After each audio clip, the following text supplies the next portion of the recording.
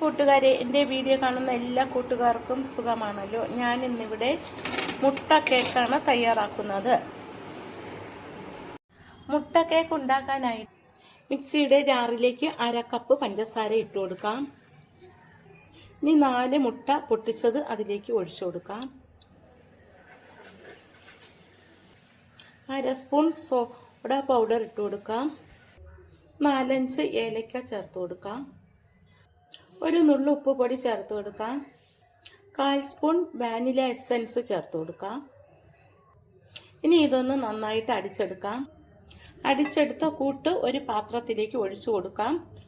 കുഴയ്ക്കാനുള്ള പാത്രത്തിലേക്കാണ് ഞാനിത് ഒഴിച്ചു കൊടുക്കുന്നത്. ഇനി നമുക്കിതിലേക്ക് 2 കപ്പ് മൈദപ്പൊടി ചേർത്ത് കൊടുക്കാം.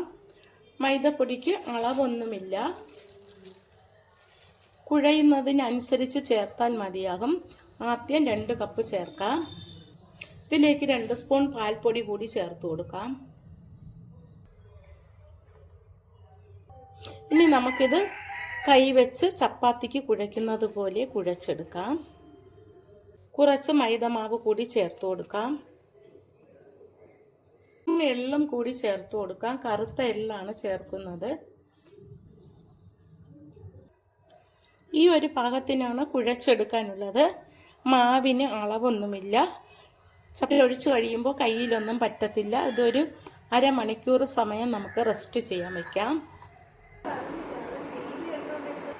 ഇപ്പോൾ അരമണിക്കൂർ സമയമായി.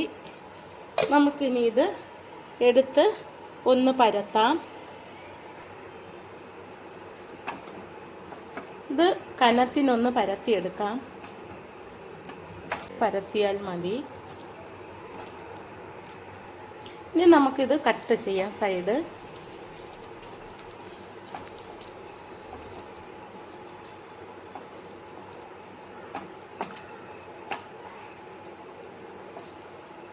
ഇതുപോലെ കട്ട് ചെയ്യാം. ഇത് ഓരോ പീസുകളായിട്ട് നമുക്ക് കട്ട് ചെയ്യും.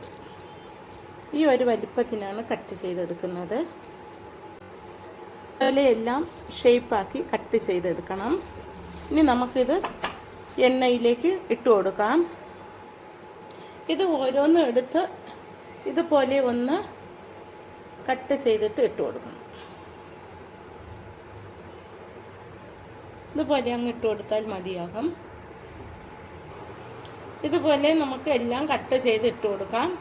ചെറു തീയിലാണ് വേവിക്കാനുള്ളത്, അല്ലെങ്കിൽ ഇത് കരിഞ്ഞു പോകും. ചെറു തീയിൽ വേവിച്ചാലേ ഇതിൻ്റെ ഉൾവശവും വെന്ത് കിട്ടത്തുള്ളൂ. നമുക്കിതൊന്ന് തിരിച്ചൊക്കെ ഇട്ട് കൊടുക്കാം.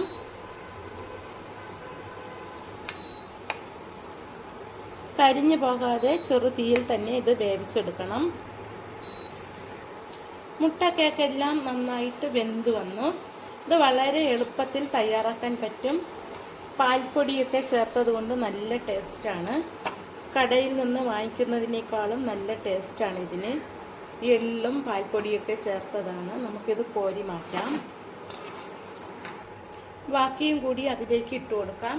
ഇത് നമുക്ക് ഏത് ഷേപ്പിൽ വേണമെങ്കിലും തയ്യാറാക്കി എടുക്കാം. ഉരുട്ടി വേണമെങ്കിലും ഇത് ഇട്ട് കൊടുക്കാം. ഇതുപോലെ ചെറിയ ഉരുളകളാക്കി വേണമെങ്കിലും ഇത് നമുക്ക് ഇട്ട് കൊടുക്കാം. ഞാൻ 2-3 ഷേപ്പിലൊക്കെയാണ് ഇത് തയ്യാറാക്കുന്നത്. ഇത് മുട്ടയുടെ ഷേപ്പിലാണ് തയ്യാറാക്കിയത്. വളരെ എളുപ്പത്തിൽ തയ്യാറാക്കാൻ പറ്റും. ഞാൻ തയ്യാറാക്കിയ ഈ മുട്ട കേക്ക് ഇഷ്ടമായെങ്കിൽ ആദ്യമായി കാണുന്നവരെല്ലാം എൻ്റെ ചാനൽ സബ്സ്ക്രൈബ് ചെയ്യണം. ഇതുപോലെ ഒന്ന് തയ്യാറാക്കി നോക്കണം. Thank you.